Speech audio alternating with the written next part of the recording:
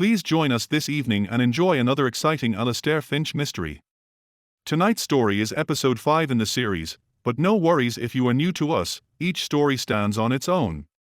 If you are interested in catching up with the earlier broadcasts, simply find us on YouTube at Plot Twist Playhouse. Now, for our story.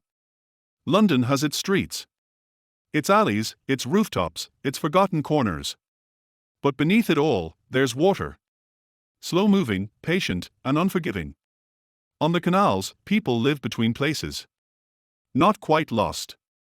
Not quite found. I'm Detective Inspector Alistair Finch. And I've learned that still water doesn't mean safe water. Sometimes, the quietest places hide the deepest guilt. Episode 5, Part 1.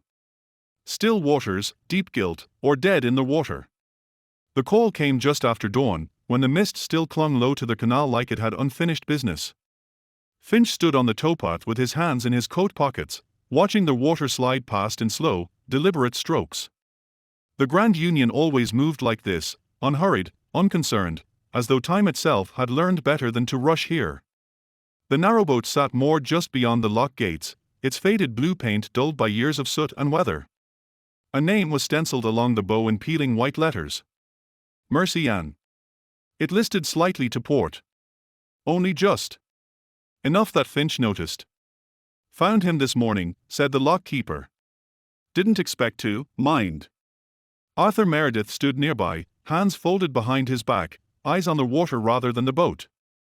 He wore a heavy wool coat despite the season, collar turned up, cap pulled low. A man shaped by standing still for long hours. What time? Finch asked. Just after 6. Went to open the gates. Saw the light on inside. That wasn't right. Finch nodded. Lights left on meant one of two things, carelessness or interruption. And Mr. Bellringer? Finch said. Thomas Bellringer, Meredith corrected gently. Been here near 12 years. Finch filed that away. People who corrected names usually cared about the dead. They stepped onto the narrowboat together. The deck boards creaked, familiar sounds on a vessel that had known weight and weather for a long time. Inside, the cabin was neat, almost deliberately so. A kettle sat cold on the stove. A mug washed and placed upside down beside the sink. Bellringer lay on the bunk as though he'd decided to rest and never quite finished the thought. No blood. No marks. His face was pale, mouth slightly open, eyes closed. Doctor says heart, Meredith said. Or gas. Finch crouched beside the bunk. He didn't touch the body. He rarely did, not at first. Windows open, Finch said. Bellringer didn't like stale air. And the stove? Never used it overnight. Finch straightened slowly. He looked around the cabin, noting what wasn't there as much as what was. No sign of disturbance. No broken objects. No panic.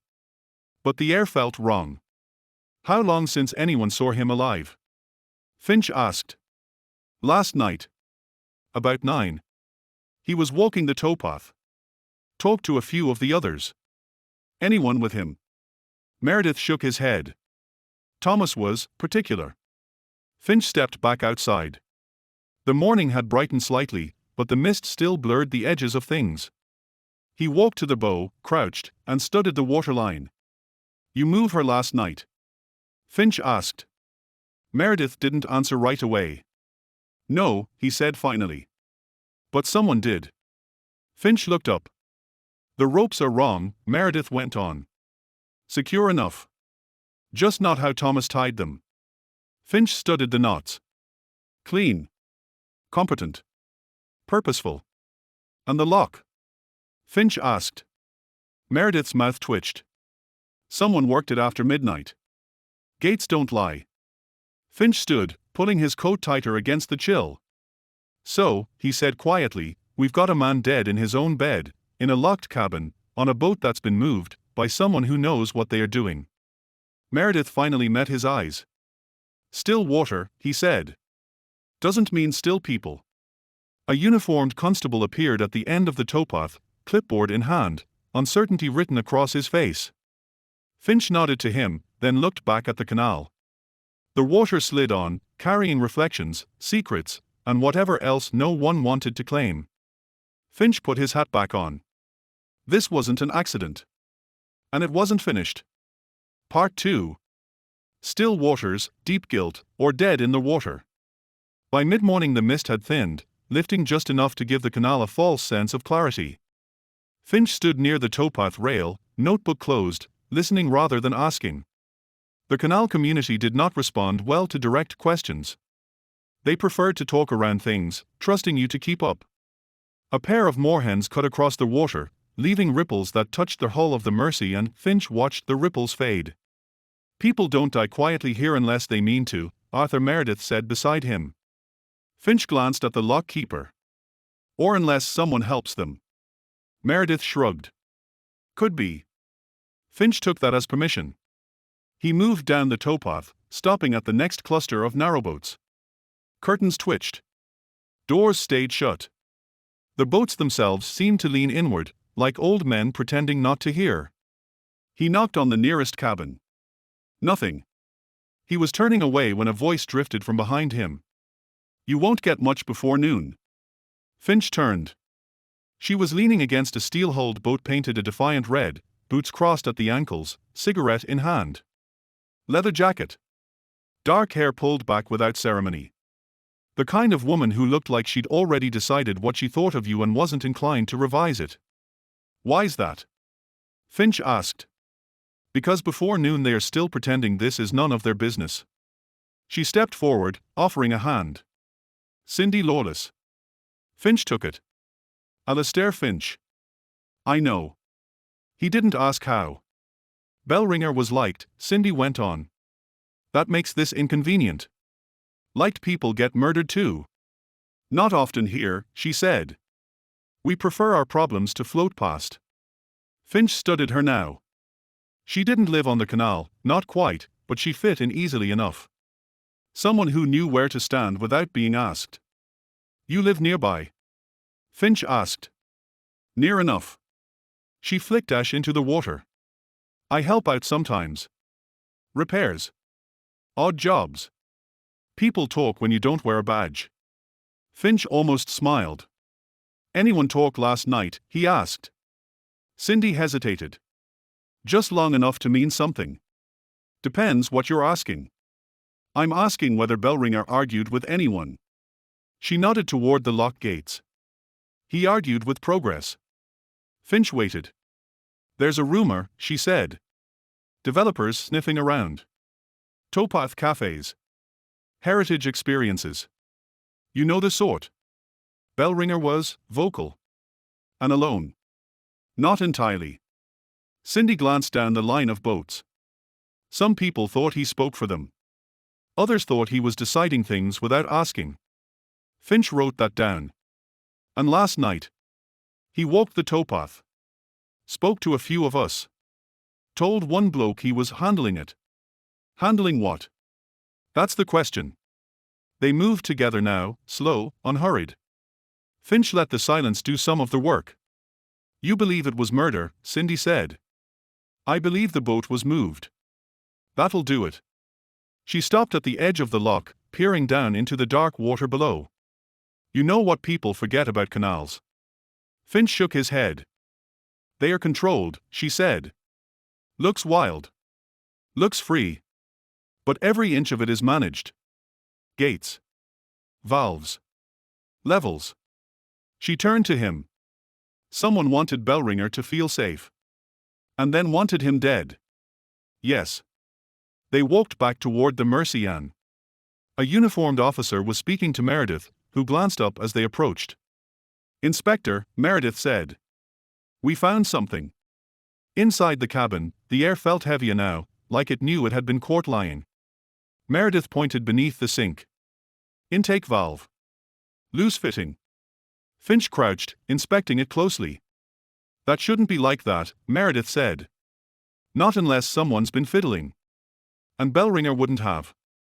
No, Meredith said firmly. He was meticulous. Finch straightened. Water rises, Cindy said quietly. You don't notice at first. By the time you do. It's too late, Finch finished. There was no sign of struggle because there hadn't been time. Who could do this? Finch asked Meredith. The lockkeeper shook his head. Anyone who lives here long enough. Cindy folded her arms. Or anyone who thought Bellringer was selling them out. Finch closed his notebook. Outside, the canal slid on, unbothered.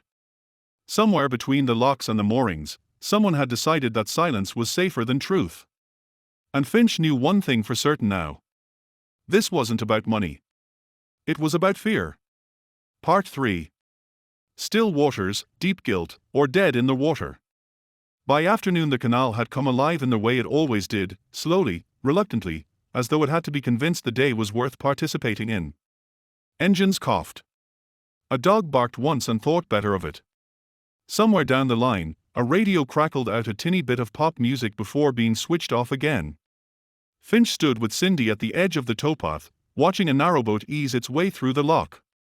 The gates groaned as they opened, wood straining against iron. Everything here moved with effort. Bellringer was good with people, Cindy said. Or at least, good at making them think he was. That's not the same thing, Finch replied. No, she agreed. But it counts for something. They walked together, Finch letting her lead now. She knew which boats would talk and which would close their doors. The first belonged to Ronnie Pike, a boat mechanic who'd been living on the canal since the late 60s. His narrowboat, Second Chance, bore the scars of 100 repairs done just well enough to last. Ronnie answered the knock with a rag in his hand and suspicion already in his eyes.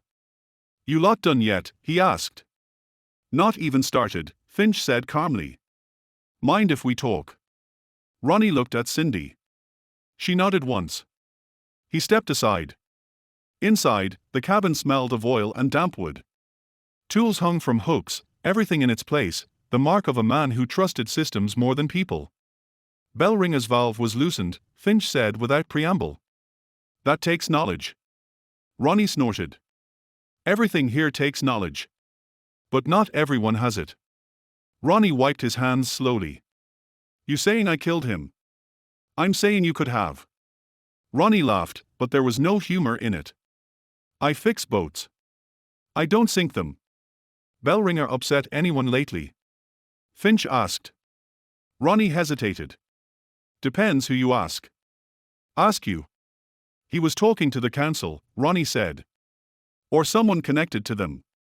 We all knew that. That doesn't sound like a motive for murder. Sounds like betrayal, Ronnie shot back. Out here, that's worse. Cindy stepped in. Ronnie, Bellringer wasn't planning to sell the moorings. Ronnie looked at her sharply. You don't know that. No, she said. But I know he wasn't stupid. Finch watched them both. When was the last time you saw him? Finch asked. Last night. Around 8. He was arguing with Caleb. That'd be. Finch prompted. Ronnie nodded down the canal. New bloke. Came in a few weeks ago. Keeps to himself. A transient. Finch made a note. They left Ronnie's boat in silence. The towpath stretched ahead, lined with moored narrowboats that looked identical until you paid attention. Caleb? Finch said. Cindy shrugged. Real name unknown. Claims he used to work the docks. Finch glanced at her. You don't believe him? I believe he's running from something. They found Caleb sitting on the stern of his boat, driftwood, staring into the water as though it owed him answers. He was in his late 40s, maybe older, the kind of man whose age had been worn smooth by hard living. Finch introduced himself.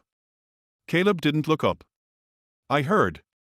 You argued with Bellringer last night. Caleb smiled faintly. Everyone argued with Bellringer. About what? He said things were changing, Caleb said. Said we needed to be ready. For what? Being moved on. Finch studied him. Did you kill him? Caleb finally looked up. His eyes were tired, but steady. No. Cindy watched him closely. You know how the intake valves work? Finch asked. Yes. You know how to drown a man without touching him? Yes. But you didn't. No. Finch believed him. That didn't mean Caleb was innocent. It meant he was honest, at least about this. As they walked away, Cindy exhaled slowly. You noticed it too. That is not our man. That is scared. Finch nodded. They stopped near the Mercian. The boat looked smaller now, diminished by what it had carried. Bellringer was trying to protect them, Cindy said. Wasn't he? Yes, Finch said. But he didn't tell them how. People don't like being protected without consent. No, Finch said. They prefer a villain they can see. Finch looked back along the canal, the knots, the locks, the quiet rituals. Someone here had convinced themselves that killing Bellringer was necessary. And the worst part? They might still believe it. As the sun dipped lower, Finch felt the shape of the case changing. This wasn't about opportunity anymore. It was about belief. And belief, he knew, was far harder to dismantle than lies. Part 4. Still waters, deep guilt, or dead in the water. The rain began without ceremony, a thin, persistent drizzle that darkened the towpath and turned the canal's surface into a skin of overlapping circles. Finch welcomed it. Rain had a way of loosening tongues, or driving people indoors where they could be found. Arthur Meredith was in the lock house when Finch returned, kettle already on, as if he'd been expecting him. You should have told me, Finch said, accepting the mug Meredith handed him. Meredith leaned against the counter. You should have asked. Finch studied him over the rim of the cup. Bellringer was talking to the council. Yes. And not about selling. No. Meredith sighed. He was trying to formalize the moorings. Give people security. Licenses. Recognition. That's not how it was perceived. No, Meredith said. Because he kept it quiet. Why? Because half of them would have panicked, Meredith replied. And the other half would have sabotaged it. Finch set the mug down. Someone already did. Meredith nodded. I warned him. They stepped outside together. The rain softened the world, blurring edges, muting sound. The Mercian rocked gently against its ropes, as though impatient. Who else knew? Finch asked. Me. A council intermediary. And Lena Forsyth. Finch stopped walking. Who's that? Meredith glanced toward a pale green narrowboat further down the line. She's been here longer than anyone. Knows the rules. Knows how to bend them. And she knew about Bellringer's plans. She knew enough. Finch approached Lena's boat alone. Cindy waited back, arms folded, eyes sharp. Lena Forsyth answered the door with a look that suggested she'd already decided how this would go. You're late, she said. Finch didn't argue. Inside, the cabin was warm, cluttered with books, papers, old maps of the canal system. A life documented. You killed Bellringer, Finch said quietly.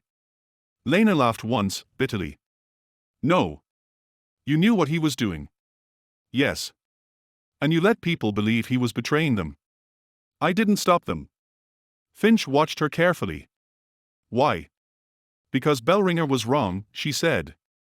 You can't invite the council in without losing something. We survive because we're overlooked. Finch nodded. So you let someone else do the dirty work. Lena's smile faded. I didn't think they'd kill him. But you knew they could. Silence stretched. Who? Finch asked. Lena shook her head. If I tell you, the canal will never forgive me. Finch stood. It already hasn't. Outside, Cindy met his gaze. That her? No, Finch said. But she knows who. They walked toward the lock again, rain soaking through Finch's coat now. You ever notice, Cindy said, how people like Bellringer end up alone? Because they believe compromise will save everyone. And it never does. At the lock, Meredith waited, gaze fixed on the water. You moved the boat, Finch said. Meredith didn't deny it. After. To make it look natural. To keep panic down. Finch exhaled. Who killed him, Arthur? Meredith's shoulders slumped. It was Elias Crow, he said. Young. Smart. Grew up on the canals. Thought Bellringer was selling him out. Did Elias know the intake system? Meredith nodded. Helped Bellringer repair it last winter. Finch closed his eyes briefly. Where is he now? Meredith gestured down the canal. Heading north. Slow, but steady. Finch turned toward the towpath, rain running off his hat brim. Get me his route, Finch said. This was no longer about solving a mystery. It was about stopping a man who still believed he'd done the right thing. Episode 5, Part 5. Still waters, deep guilt, or dead in the water. The canal doesn't allow for chases. That was the first thing Finch understood as they set out. Boats move when they move. Locks open when they open. Water rises and falls on its own terms. If Elias Crow was heading north, he would get there eventually, and so would Finch. They borrowed a small patrol launch from the Canal Authority, its engine louder and less graceful than the narrowboats slipping past them.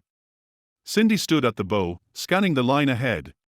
He won't run, she said over the engine noise. Not really. No, Finch agreed. He thinks time is on his side. They found Elias's boat by early afternoon, moored just beyond a bend where the canal narrowed and the towpath thinned into mud and grass. The name on their hull read Wayfarer, freshly painted, too clean. Finch cut the engine. The silence settled around them like a held breath. Elias sat on the stern, mug in hand, watching the water move past as if he'd been waiting. You took your time, Elias said. Finch stepped onto the towpath, Cindy just behind him. You knew we would, Finch replied. Elias smiled faintly. That's the problem with canals. No hiding. Finch gestured toward the boat. You killed Thomas Bellringer. Elias didn't deny it. I didn't mean to kill him, Elias said. I meant to scare him. You loosened the intake valve. Yes. You stayed long enough to watch the water rise. Elias swallowed. Long enough to know he wouldn't wake up. Cindy stiffened. You could have stopped, she said. I thought I was stopping something worse. Finch studied him. You thought you were protecting your way of life. Yes. And in doing so, Finch said, you destroyed it. Elias looked away. He should have told us. People rarely tell the truth when they think no one wants to hear it. The lock gates ahead creaked open, unattended. Elias glanced toward them, not to flee, but to mark the moment. You're going to take me in, he said. Yes. And they'll never trust you again. Finch nodded. Probably. Elias stood slowly, hands empty. I'll go quiet. Finch almost admired him. As the cuffs closed around Elias's wrists, the canal flowed on, indifferent. Cindy exhaled, long and slow. It doesn't feel finished, she said. No, Finch agreed. It never does. As they escorted Elias back toward the waiting launch, Finch looked once more at the water, still, dark, carrying guilt downstream. Some things, he knew, never surfaced. They were simply passed along. Part 6. Still waters, deep guilt, or dead in the water. They took Elias Crow away in the early evening, when the canal light turns coppery and soft, forgiving things they don't deserve to forgive. Finch watched from the towpath as the patrol launch eased back toward the lock, Elias seated between two uniformed men, posture straight, eyes forward. He didn't look back. Finch respected that, even if he didn't approve of it. Some men ran. Others believed so fiercely in what they'd done that escape felt unnecessary. Cindy stood beside Finch, hands shoved into her jacket pockets. That won't sit well, she said. No, Finch agreed. Truth rarely does. They walked back along the towpath together. The canal community had begun to re-emerge now that the worst had passed, doors opening, radios playing softly, kettles boiling. Life resumed, but cautiously, like an animal testing the air after a storm. A woman stepped out onto her stern as they passed. Is it finished? She asked. Finch stopped. It's done. She nodded once, as if that was all she'd needed, then disappeared back inside her cabin. Cindy watched her go. They'll close ranks again. Yes. But they'll remember. Finch glanced at her. So will I. They found Arthur Meredith at the lock, closing the gates with slow, deliberate effort. Finch waited until the mechanism stilled before speaking. He confessed, Finch said. Meredith nodded, eyes on the water. I thought he might. You knew Elias well. I watched him grow up here, Meredith said. Taught him how to read the water. And didn't teach him when to stop. Meredith didn't argue. The canal won't forgive you, Finch said. Meredith looked at him then. It doesn't forgive anyone. It just keeps going. Finch accepted that. They walked to the Mercy and one last time. The boat had been officially sealed now, tape fluttering lightly in the breeze. It looked lonelier than before, a home-turned artifact. You think Bellringer knew? Cindy asked quietly. That this could happen? Yes, Finch said. And he did it anyway. Why? Finch considered. Because he believed order could protect people from fear. Cindy snorted softly. Order scares people more than chaos. Only when they don't trust who's enforcing it. They stood there for a long moment, listening to the water move beneath their hull. You going to miss this place? Cindy asked. I'll remember it, Finch replied. That's different. She smiled faintly. You're welcome back. Not officially. But, you know. I do. As dusk settled in, Finch returned to his flat, the small one he still hadn't learned how to live in properly. He hung his coat, placed his hat on the table, and stood in the quiet, listening to the city breathe through the walls. He poured himself a drink he didn't particularly want. Bellringer's face lingered in his mind, calm, resolved, unaware of how his silence had been interpreted.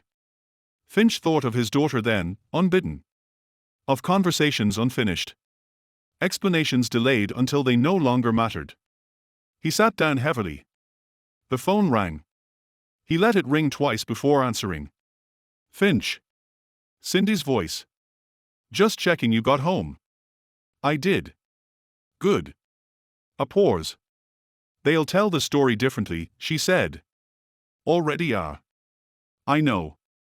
They'll say Bellringer was stubborn. That Elias was unstable. That it was inevitable. And what will you say? I'll say still water isn't safe, Cindy replied. Just quiet. Finch smiled, despite himself. Good night, Cindy. Good night, Alistair. He hung up and sat there for a while longer, drink untouched. Outside, somewhere beyond the streets and brickwork, the canal moved on, carrying with it guilt, compromise, and the cost of believing too strongly in silence. Finch picked up his hat and placed it carefully by the door. Tomorrow there would be another case. Another quiet place. Another truth waiting to surface. And Finch would be there, listening, because he'd learned, again, that the most dangerous things don't announce themselves. They simply wait. END